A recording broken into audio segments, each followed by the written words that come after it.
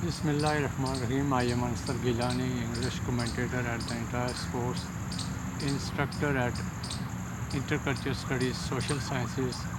English Literature and International Relations.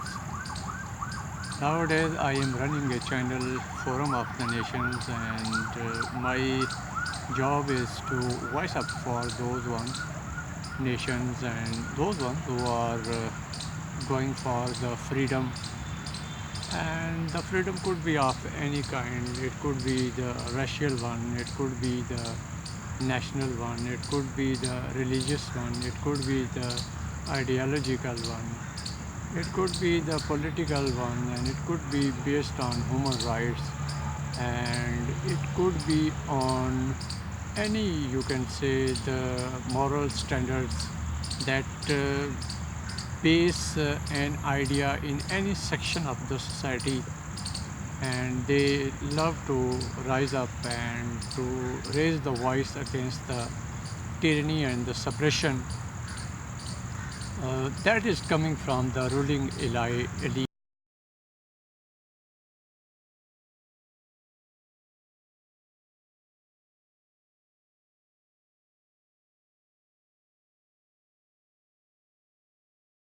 Up for their rights, and they could go up into the highest laurels of the life, and if they have the potential, if they have the capability, and if they have the capacity to retain their sovereignty, retain their uh, the question of survival, and they have the strength and character and refinement and sensitivity level of such standard that could give them a standing in the eyes of those one who could be the governors of the world, who could be the rulers of the world, who could be the ruler of the nation and the country where they are being ruled, where they are facing the suppression and tyranny. Before I move on and talk on the different nations, the right of self-determination and the right of basic human rights, and the basic, you can say, fundamental reasoning and rationality, on that base human race can't, you can say, accept the dominion of any tribe or any section of the society on them if they have the potential and capacity and could originate and create somewhat standards of living a life and the governorship and the political setup. Why not they should stand for, and they should claim the right of self-determination on base of any, you can say, dogma. Later on it is, you can say, audited and you can say worked on it, either the right of self-determination based on any local or national or international, or the standards of human capacity and standards of international law. In the eye of international law, in the eye of United Nations organization, that is another, you can say, organization that voiced up the representatives and the people, those who are voicing up for their right to live in and govern their section of the society in their own way by making any constitution and undergoing through the three of the main, you can say, the separate movement things which are needed. First is they should have a particular geographia, they should have a particular territory and the land, and they should have a particular section of the society or the population. These two things and have leading, you can say, figures that transforms them into language and harmony and ethnic and you can say somewhat that could make them go coordinated and go in a go-getter kind of rising up their voice and going up into the right of self-determination and fight for the human rights. So here, as I have mentioned, that every nation, every tribe or every race and every, you can say, section of society could rise up for the right of self-determination, and after rising for the right of self-determination on any grounds, on any basis, if they are being punished and they are being under tyranny and suppression, and they are being bulldozed and they are being tried to be washed out and wiped out from the voicing of the voice and from the society where they are raising their voice. And if they have no, you can say, logic, it's just any, you can say, a baseless kind of activity that is causing unrestness in a society, that is to be studied. But if it has some history, it has some traces in the past, and it is above the, you can say, level of racial and national kind of activity, it turns out to be a religio-driven and being bulldozed and being suppressed on basis of that they have somewhat history, and there is somewhat present in their elixir, in their cracks matters, in their bone material, that they, wherever they are, they fight for the self-determination, and they do not accept the, you can say, rulership and the command and control of those ones who have no, you can say, a relation by blood or by race or by belief or by, you can say, any ideology. They would protest and they would rebel, and they will, you can say, create a mutiny, and chaos could be there because they have been the liberator for the many of the nations. For example, if we talk about the Muslims and Islam's, you can say, took start from the land of Arabia, and Muslims of the vicegerent and, you can say, the followers of the last prophet Hazrat Muhammad Mustafa sallallahu alaihi wasallam, who came and appeared over the land of Arabia just 1500 years ago, 1600 years ago, and gave a complete setup of life, a complete system and a perfect code of life. That code of life is not guiding the theoretical germ of the world, rather it offers and gives complete guideline as to how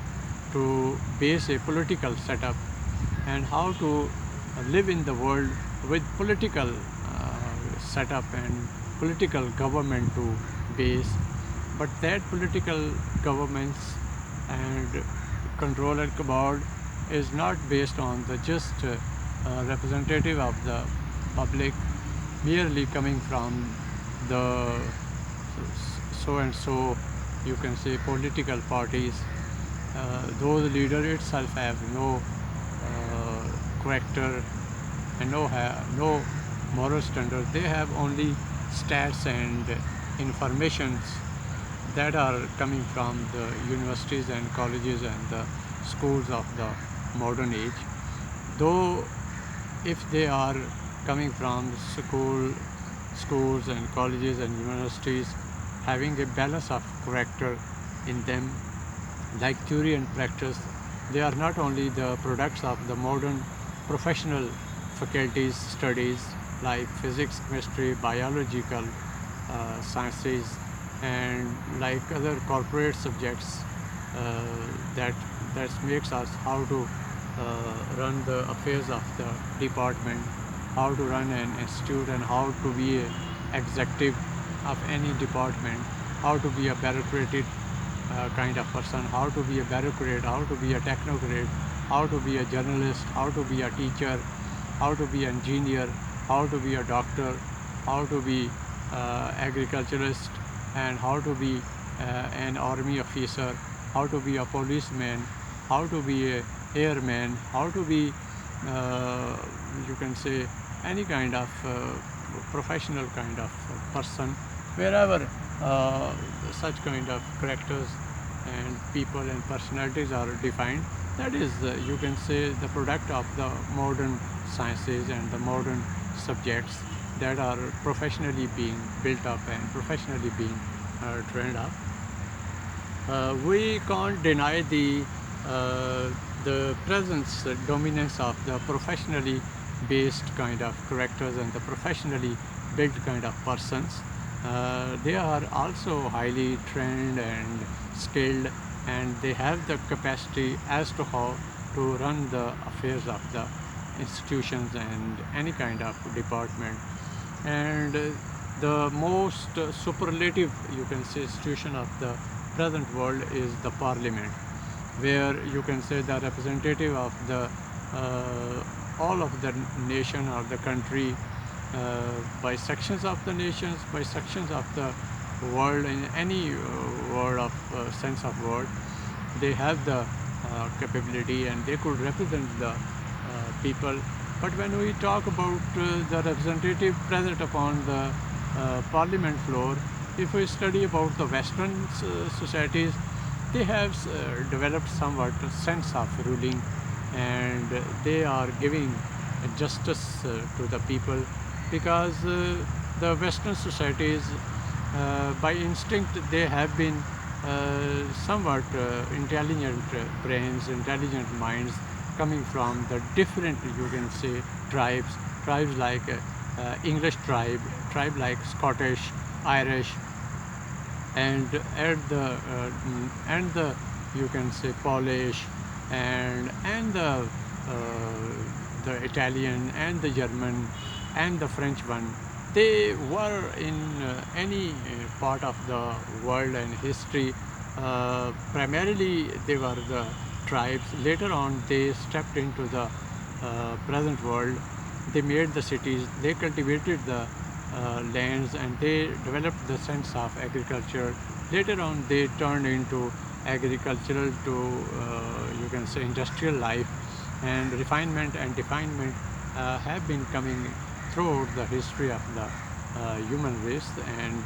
luckily they were having no, you can say, such prophets as we had the prophets in the land of Arabia, and particularly in the Middle East and the eastern belt of the world, where the long series of prophets have been coming on, and with the passage of time they have been guiding them. And people like English tribe and Scottish and Irish and you can say Polish and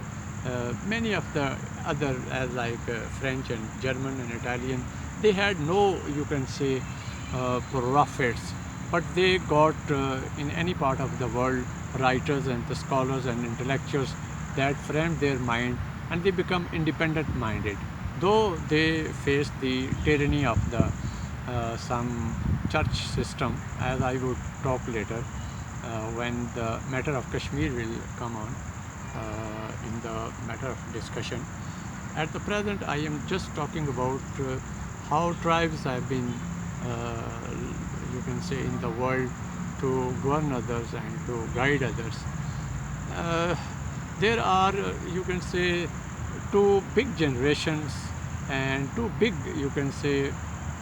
civilization. One is of the Muslims and the other one is the English tribe or English, you can say, civilization. These are the two civilizations which are competing in the present world at the larger part of the world. Formerly, there have been the Romans, there have been the Persians, there have been the some part of the world, the Greeks ones, as Alexander Great, on basis of swordship and warriorship, he ruled the largest sections of the world, but they were something else as compared to the present, you can say, clash of civilization and the last, you can say, the war of the survival and the war of fittest that is going on between the Muslims and the Christians. And the Christians are the English largely dominant ones, and English tribes have been, you can say, claiming that they born to govern others. In the same way, Muslims, right from the beginning of their colonization, when Muslims started bigger colonization in the era of Hazrat Umar Farooq, but Muslims did not claim like the English tribe or the English ones that we born to govern others. Rather, Muslims, you can say, civilization when took start to rule others or to govern others, they claim that we born to liberate others. That we born to liberate others means we go into those sections of the society or the countries and the nations or the part of the world where kings are ruling on the poor,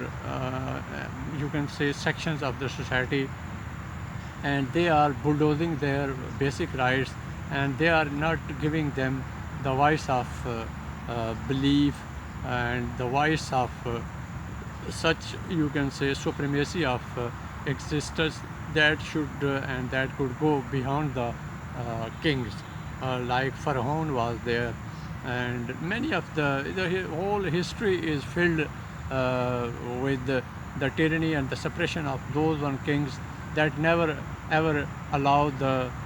people to go their beliefs beyond the kings, and there should be any one belief that should go above the level of their kings ones, and there should be other ruler like God and like holy, you can say, existence of any supremacy of any supernatural agency like God and angels and the prophets and the moralizer. They have always been present in the pages of the history, over the pages of the, you can say, the countries, and over the face of the earth. They have been giving them the guidelines and training them. But there have been coming the geniality of the kings and the suppressors and the rulers, that they have ever never given the right to the human being to live on their independent beliefs and independent mindsets and independent voices and independent right of election and selection and rejection and this and that. That is the fundamental right of any human being. So in the present and in the last 6 to 7 centuries, there have been the clash between the English civilization and the Muslim civilization. Islamic civilization took start in the era of, particularly in the era of Hazrat Umar Farooq, when he, you can say, went in the mid of the West in a shorter span of time, around 10 and 11 years, and he conquered the larger section of the European belt. And the claim was that we did not, you can say, claim that we born to govern others and we born to, you can say, give the this and that others. Rather, the Muslims, wherever went, they went with the claim that we born to liberate others from the suppressions of the, you can say, humans' rulership on the human beings. Mean there should be, and there is no other supreme law than the law of Almighty that allows or permits any section of society to start, you can say, organizing other and start ruling others on the basis of the human creations. So Muslims claims was right one, that wherever we went to liberate other, and we went to, you can say, rescue the suffering humanity. We did not go there to, you can say, conquer them and make a conquest over them and start ruling them and start digging the reservoirs and digging out the, you can say, the treasures and you can say belongings and the possessions of the nation, and after digging out and snatching out the resources and returning it to there where from they came to conquer them and rule them. Rather, wherever the Muslims went, they you can say rescued the suffering humanity from the kings and the queens rulership, and gave them the independent and gave them the right to live in an independent way. And they have been given security, and they have been given the protection, they have been given the right to grow and the right to groom and right to bloom in the life in an independent way. And Muslims appear to be, you can say, just a rescuer, just protector and securer to them. They were not to just go there to secure them and suppress them and to make them that feel that we are not the rescuer, rather we are the exploiter and you can say the snatcher of their resources. So this clash took start from the Muslim civilization and the English civilization. So English civilizations claimed that wherever we went for the governing to them. People were, you can say, having no knowledge of their treasures. That's why we snatched of them. But they served to the humanity. They served nothing other than making them more poorer and more poverty driven, more ignorant. Just they harassed them. They, you can say, make them sick, make them feared, make them persecuted, and make them bulldozed, and make them equal to the animals level. When the brains and the capabilities and the treasures, and when the, you can say, whatever they are having is, if it is snatched away, then what is the service of the humanity, and what the English gave the services to the humanity? As we compare it with the Muslims and Islamic civilization, wherever they went, they left deep-seated impressions upon the human minds. They gave the right of justice, and they equaled the humanity, and they, you can say, broke the distances and differences that were present among the human beings. They did not accept the classist system, that this is the upper one class, this is the middle one class, and this is one the lowest one, and even this one is the below the poverty level and at the level of animalism, animal level, that they have been made slaved, and their job was only to give services to the you can say, the rulers and the governors of the country. So this clash lasted and went over the centuries and over the decades. Wherever the English went, they, you can say, exploited the ignorance and poverty and unawareness that was present in the people of subcontinent, people of, you can say, African states and African countries. Particularly, they digged out the resources, they snatched away the belongings, and possessions have been made dispossessions, and they were made, you can say, from motivation to demotivation. they left nothing in their hands other than that they could eat the grass, and you can say eat the leaves of the you can say trees. That was the last you can say human stage that English, wherever they went, they left the poverty and bloodshed and revolutions to make on. As we study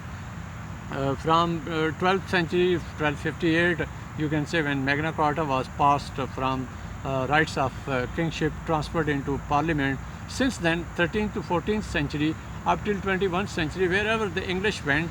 even they caused 2 world wars and swallowed the you can say the billions and the billions of people. What they served the humanity, they just you can say snatched the resources, and wherever they went, they did nothing other than to cause pressures and cause stress, anxieties, and leaving behind the bloodshed, because the resources have been snatched away, and they, the sufferers one and the countries left behind were to face up till next you can say 200 and 300 and 400 years of poverty and ignorance, no knowledge and no education, no institutions, organized life will come into existence when resources have been snatched and only people have been left behind, like animals are to walk on the you can say face of earth. So where if you study from 13th to 21st century, English, where you can say they traveled for 700, but never ever you can say there came a blood revolution or bloodshed came in the English society. They have been shrewd enough, they have been clever enough, they have been you can say so sharp enough that they came out of their tribe and the particular land that is equal to Punjab, you can say, in a territorial and geographical point of view, but how they were shrewd and clever enough that they ruled the world coming out of their genre, they are coming out of their territory and the particular area and ruled the world. And there was a time in the Queen Victoria's period in 18th, 19th century when the son of there was no, wherever the sun was present on the face of earth, there was the English colony and there was the English rulership. But wherever they went, they left behind the bloodshed and the revolutions, but there is no blood revolution present in the whole, you can say, the 7th century's period of. In 13th, 14th century, English society started, you can say, getting liberation from the cultural and linguistics invasions of French language, because in the 13th and 14th century, English were speaking French language, and they were under the influence of civilization of French ones. Later on, they got conscious, and it was the Geoffrey Chaucer, the Morning Star, and the father of English literature, who gave the legs to the English literature and English people, that they should claim of their language and they should speak their language and they should give a particular familiarity with English language. Then onward, English society took start, and a long series of the literature scholars and intellectuals came on being, and they made efforts to live on three grounds: one on political grounds, second on biblical grounds, and third on intellectual grounds. So English, wherever went, they ruled the world in a three-pronged kind of strategy. One is to teach the Bible and preach the Bible. Second, to teach the literature and spread the literature, like you can say Ruskin and like Shakespeare, and then romantic writers, and then Milton, and like that. At that century, Shakespeare was on the screen, and his teachings and Bible's teaching, and then the political setup. They, wherever they went, they spread like three-pronged kind of strategy adopted, and this was largely, you can say, clever enough to spread into the next of the world. So as I took start from the Islamic civilization, clash of Islamic civilization, as with the, you can say, the English civilization. English tribe took start in, you can say, as it is said that there was a tribal system where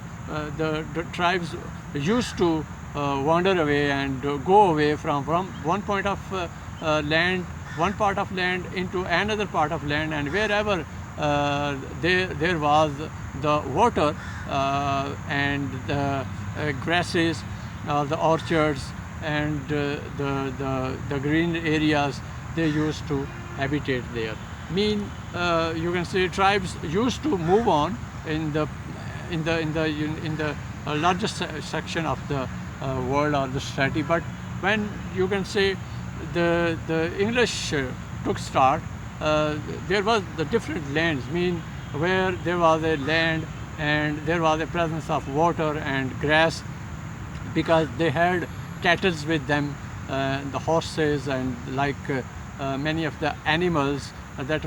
they were breeding on their own behalf, and they were the you can say just moving away from one point to another. And in that around 4th century, 5th century and 6th century, wherever the tribes move on with their cattle, with their, you can say, the animals, wherever they see the water and the grass, they try to habitate there. And in this way, inhabitation of the human civilization and the human tribes started on. In the same way, where you can say Polish people started living, that became the Poland. And where the Scottish started, that's become Scotland. And where the Irish tribe started living, that become Irish land. And where the English people started living, that become the England. England mean basically in the beginning they were the angel tribe, and where the angels started inhabiting and living, that land became the angel land, and later on it turned into England. And this tribe started developing, and then Anglo-Saxon, and then they developed a cult of imagination, a cult of life, and a cult of somewhat standard of living. Then they started you can say inhabiting there. As you can say in 5th and 6th and 7th century, English tribes started living in the that part of the world that called as Angel land, and later on it became England. In 7th century, you can say, I would like to, because I am largely to, you can say the supposition and the rise of, you can say, English civilization, and I have to talk about the English civilization and the Muslim civilization that will keep going on and going on, and will influence the rest of the world, and will leave the more impressions either on the ideological grounds, either on the technological grounds, but they are to give their right to live in.